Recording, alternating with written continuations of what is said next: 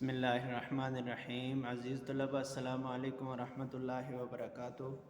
عزیز طلبہ، آپ جانتے ہیں کہ آج ہمارا سبق نمبر 17 ہے اور 8 جماعت اشتم اردو کا سبق کاہلی ہمارا چل رہا تھا، اور اس میں ہم نے کاہلی کو اس کی بلند خوانی کی، پھر ہم نے اس کی تفہیم کی، اس کے بعد ہم نے اس کا خلاصہ کیا، اور آج ہم اس کے پیراگراف کی تشریح کریں گے۔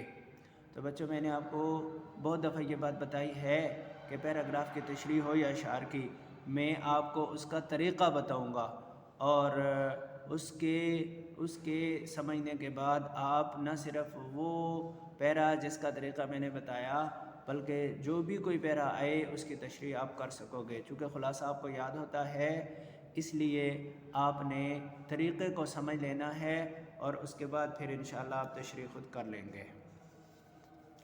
اب جیسے مثال کے طور پر ہمارا پیراگراف صفحہ نمبر 15 پہ تیسرا پیرا ہے، صفحہ نمبر 15 پہ تیسرا پیرا ہے کہ یہ سچ ہے کہ لوگ پڑھتے ہیں اور پڑھنے میں ترقی بھی کرتے ہیں، اور 1000 پڑھے لکھوں میں سے شاید ایک کو ایسا موقع ملتا ہوگا کہ اپنی تعلیم کو اپنی عقل کو ضرورتاً کام میں لاوے۔ ٹھیک ہے بچوں؟ تو یہ پیراگراف ہے مثلاً آخر تک کہ کوشش میں رہے اور ان کو بیکار نہ چھوڑے، یہاں تک۔ اب اس کے آپ کے 3 عنوان ہوتے ہیں، 3۔ پہلا عنوان ہوتا ہے حوالہ متن۔ تو اس پیراگراف کا حوالہ متن کیا ہوگا؟ مصنف کا نام سر سید احمد خان، اور سبق کا نام کاہلی، اور اس میں حل لغات 4 یا 5 لغات ایسے ہوتے ہیں جو آپ حضرات کو انڈرلائن کر کے دیے جائیں گے، ان کا آپ نے معنی لکھنا ہے۔ جیسے دیکھیں اس میں مثلاً ہم اگر اپنے اس پیرے کو دیکھیں تو ایک ہے دوسری لائن میں لفظ ہے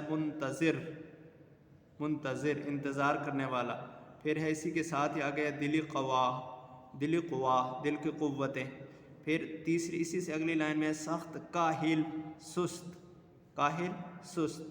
اور وحشی حیوان، درندہ۔ تو مثلاً یہ 4، تو اس طرح سے آپ نے لائن لگا کے بھی لکھ سکتے ہیں اور بریکٹ میں بھی لکھ سکتے ہیں۔ اس کے بعد آپ نے 2 ہیڈنگ ہو گئی، پہلا ہو گیا حوالہ متن، اور دوسرا ہو گیا حل لغات، اور تیسرا ہو گیا تشریح کی ہیڈنگ، تشریح کا عنوان۔ اس تشریح کے عنوان میں آپ نے 3 پیرے لکھنے ہیں بچوں۔ پہلے پیرے میں یہ بات لکھنی ہے کہ اس پیرے سے پہلے آپ کو کیا بتایا جا رہا تھا، اگرچہ سیاق و سباق نہیں مانگتے تشریح والے، لیکن آپ نے اپنے تشریح کو جامع اور معنی بنانے کے لیے یہ بات کرنی ہے کہ اس کو پہلے سے مربوط کرنا ہے۔ جب آپ پیرے کے پس منظر کو بھی بیان کریں گے، پیش منظر کو بھی بیان کر کے پیرے کو ایکسپلین کریں گے، تو وہ تشریح ایسی ہوگی کہ جو انجان قسم کا آدمی بھی اس کو دیکھے تو وہ اس کو پتہ چل جائے کہ تشریح کس پیرے میں کیا کہا جا رہا ہے۔ تو اب ہم کہیں گے تشریح کا عنوان دینے کے بعد کہ تشریح طلب پیراگراف سے پہلے مصنف کاہلی کا معنی سمجھانے کے بعد ایک مثال انہوں نے دی ان لوگوں کی جن کا ہاتھ پاؤں سے محنت کرنا جن کی ضرورت ہے۔ کہتے ہیں کہ وہ تو مجبوراً ہاتھ پاؤں تو ہلائیں گے، لیکن دلی قوا کو ساتھ استعمال نہیں کریں گے تو پھر بھی وہ کاہل ہوں گے۔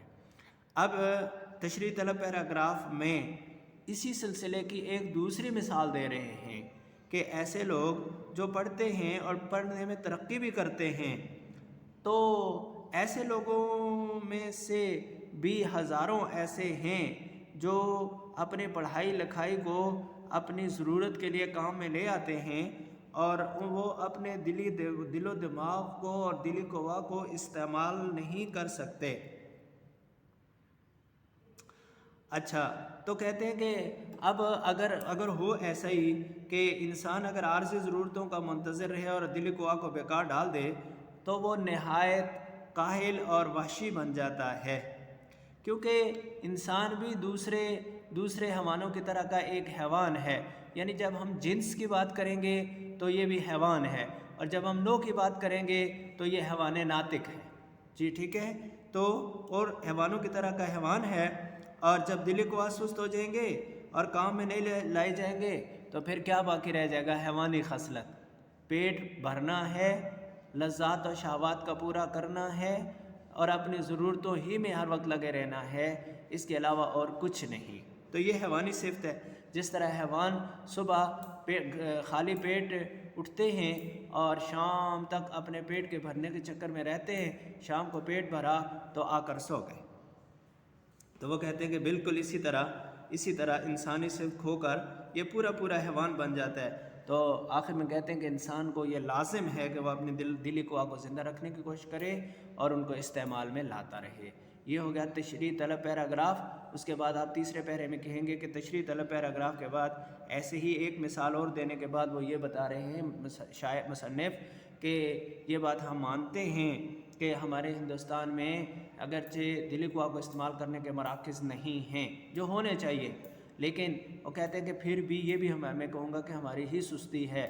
ہم اگر یہ سوچنے لگ جائیں، اب بھائی کروڑوں عوام اگر یہ سوچنے لگ جائے کہ کس طرح سے ہم ایسے مراکز قائم کریں، ایسے مواقع میسر کریں جس سے لوگ اپنے دلی قوا کو استعمال کر سکیں، تو ایک دن ہوگا کہ وہ ایسے مراکز اور ایسے مواقع بھی میسر ہوں گے کہ اس میں ہر آدمی اپنے یورپ اور دوسرے ملکوں کی طرح اپنے دلی قوا کو استعمال کر سکتا ہوگا، اور اس طرح سے وہ کاہلی سے نکل کر اپنے قوم کو ترقی کی راہ پر گامزن کر دے گا۔ تو بچوں یہ ہے پیراگراف کی تشریح، اس کو آپ نے لکھنا بھی ہے، خلاصہ لکھنا ہے، پیراگراف کی تشریح لکھنی ہے، الفاظ کے معنی لکھنے ہیں، اور اس کے بعد انشاءاللہ اگلے ویڈیو میں ہم اس کی مشق کریں گے۔ تب تک کے لیے اجازت، والسلام علیکم ورحمۃ اللہ وبرکاتہ۔